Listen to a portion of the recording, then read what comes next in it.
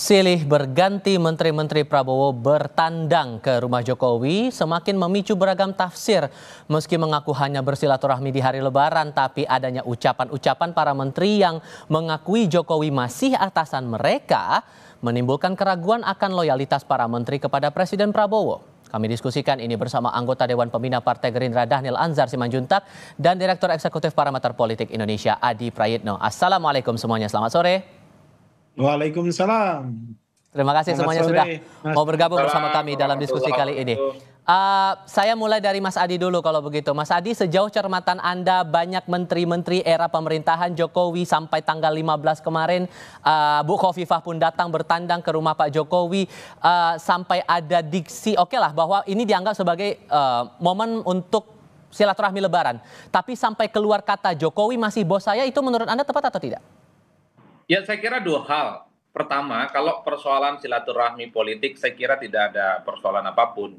Biasanya tokoh-tokoh kunci seperti mantan presiden ataupun ketua umum partai, biasanya kalau dalam momen Lebaran dan Idul Fitri, memang seringkali dikunjungi oleh mereka yang disebut sebagai anak buahnya atau mantan orang yang pernah dibesarkan, kira-kira begitu. Tapi yang menjadi persoalan yang cukup serius itu, yang ini per hari ini kemudian menjadi perdebatan yang relatif agak sedikit tegang lah kira-kira begitu, ketika ada menteri yang mengatakan Pak Jokowi juga adalah bosnya.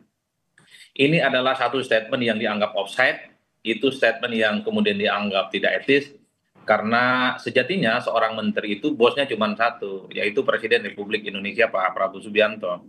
Jadi dalam konteks itulah sepertinya publik ini menunggu sebenarnya sikap resmi dari istana, terutama untuk menjaga kewibawaan di istana, bahwa para menterinya itu memang harus tegak lurus dan kepatuhannya itu kepada Presiden Republik Indonesia, bukan kepada yang lain. Kan di situ sebenarnya, Mas, Tifal, yang paling penting. Artinya apa? Sekalipun menteri ini secara praktik punya bos lain di luar Pak Prabowo Subianto, tapi tidak perlu juga kan secara eksplisit disebutkan bahwa bos mereka saat ini, misalnya Pak Jokowi ataupun yang lain.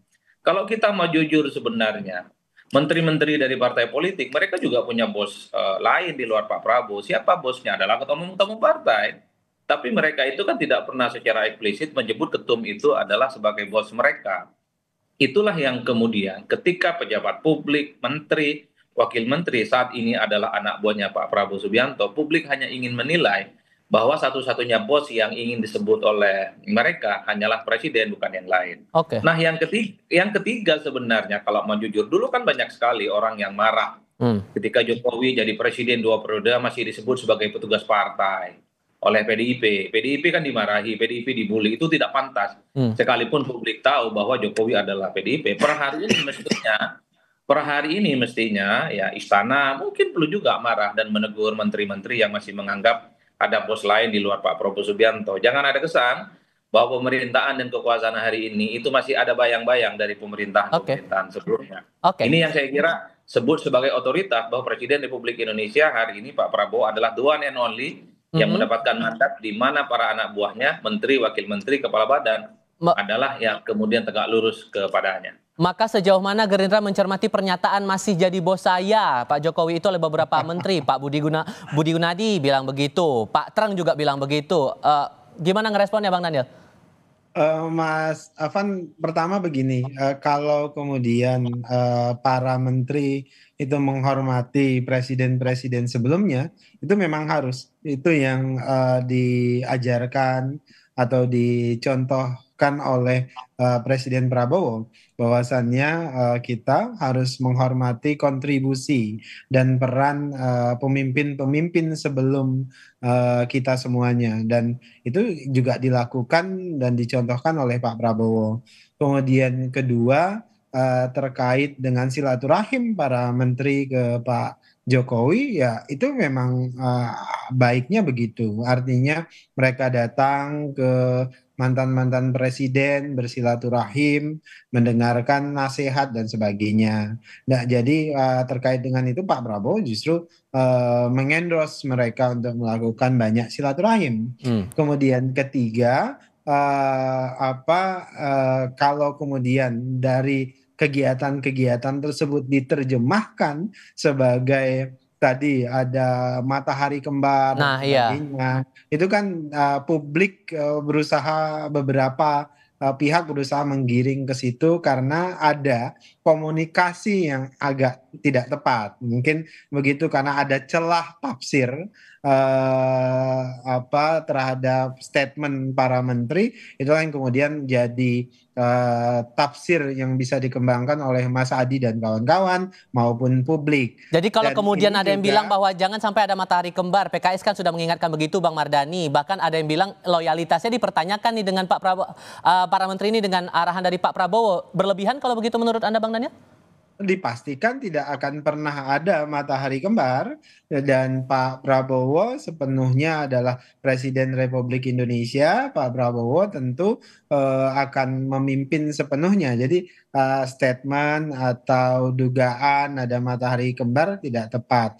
Tapi memang yang harus diingatkan selalu kepada seluruh anggota kabinet Pak Prabowo dan itu yang juga selalu diingatkan oleh Presiden adalah perbaiki cara komunikasi, perbaiki cara memproduksi narasi. Hmm. Karena cara berkomunikasi dan memproduksi narasi itu akan membuka peluang tafsir macam-macam. Oke. Nah, itu yang harus dihindarkan. Jadi, kalaupun ada yang salah di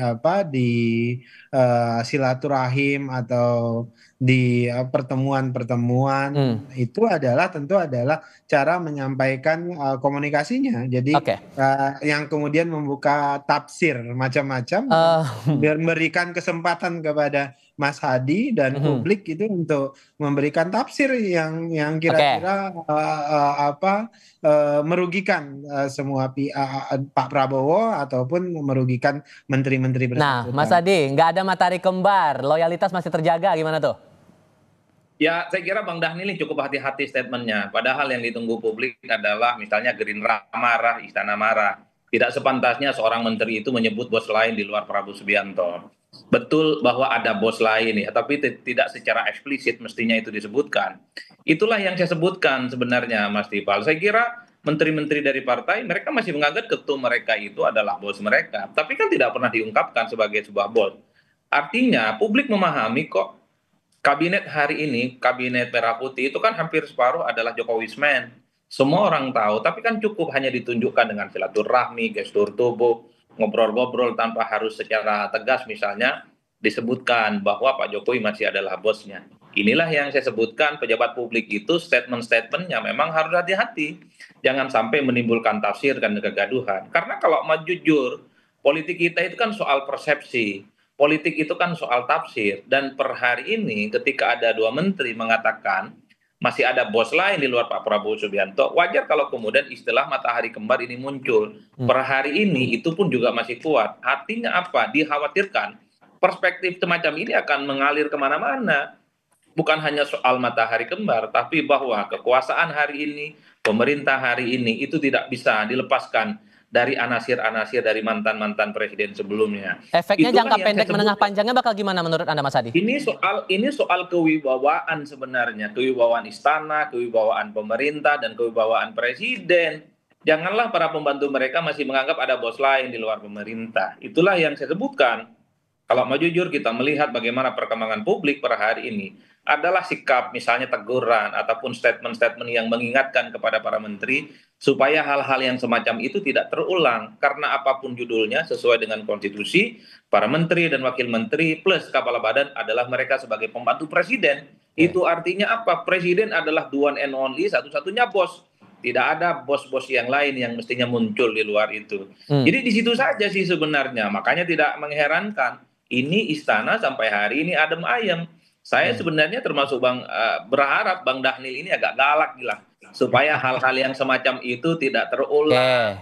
Jangan sampai hal-hal yang sifatnya menimbulkan kegaduhan itu justru menimbulkan persepsi yang kurang baik terhadap pemerintahan ini. Oke, karena Ingat Bang loh, Oke, karena Bang Nali udah senyum-senyum kayaknya mau menanggapi nih. Jadi apakah Pak Prabowo bakal menanggapi pernyataan para menteri itu? Sebenarnya sudah galak. Kalau galaknya itu adalah seperti yang disampaikan oleh Pak Prabowo kepada seluruh pejabat publik, baik itu menteri, wakil menteri, kepala badan, wakil kepala badan, hati-hati dengan komunikasi publik, hati-hati ketika menyampaikan pesan, dan itu sudah diwanti-wanti oleh Pak Prabowo berulang kali. Jangan teledor memproduksi narasi, artinya kalau kemudian diulangi, kemudian ada kesempatan tadi memunculkan tafsir dan persepsi yang macam-macam, itu tentu merugikan Pak Prabowo sebagai Presiden Republik Indonesia. Nah, Oke. jadi kalau berharap misalnya apa yang salah misalnya Hmm. dari sikap dan narasi tersebut, ya tadi itu kurang hati-hati. Dan yang jelas tentu Pak Prabowo, kemudian kami di Oke. Partai Gerindra berkeyakinan tidak ada matahari kembar, tidak ada orang yang bisa mengintervensi Presiden Republik Indonesia, dalam hal ini adalah Pak Baik. Prabowo Subianto. Kalau menurut Anda, Mas Hadi, singkat saja, perlukah ada penegasan dari Pak Prabowo atas pernyataan dari para menteri ini? Ya, sekalipun bukan Pak Prabowo, saya kira adalah orang-orang istana yang sangat otoritatif yang selama ini identik dengan presiden. Mungkin Pak Dasko, mungkin Pak Ahmad Muzani, mungkin juga adalah pimpinan-pimpinan penting yang ada di koalisi untuk mengingatkan, janganlah hal yang semacam ini terulang lagi, karena ini akan menimbulkan kontroversi dan kegaduhan. Jadi sekali lagi, kewibawaan soal pemerintahan hari ini itu kan dipertaruhkan. Jangan Oke. ada kesan masih bisa diintervensi oleh pihak-pihak lain di luar kekuasaan hari ini. Ingat, mandat presiden terpilih adalah satu-satunya orang yang kemudian sangat layak disebut sebagai bos, bukan kepada yang lainnya. Saya Oke. kira di situ, Mas Tifal. Jadi Oke. semoga Bang Dhanil bisa mendengarkan suara publik semacam ini, sehingga ada feedback, ada masukan, ya ditegurlah Bang Dhanil, supaya tidak Oke. terulang. Baik, Mas Hadi Prayitno, Bang Daniel Ansar Simanjuntak, terima kasih sudah Ya, berdiskusi bersama kami. Selamat sore semuanya. terima kasih. Assalamualaikum.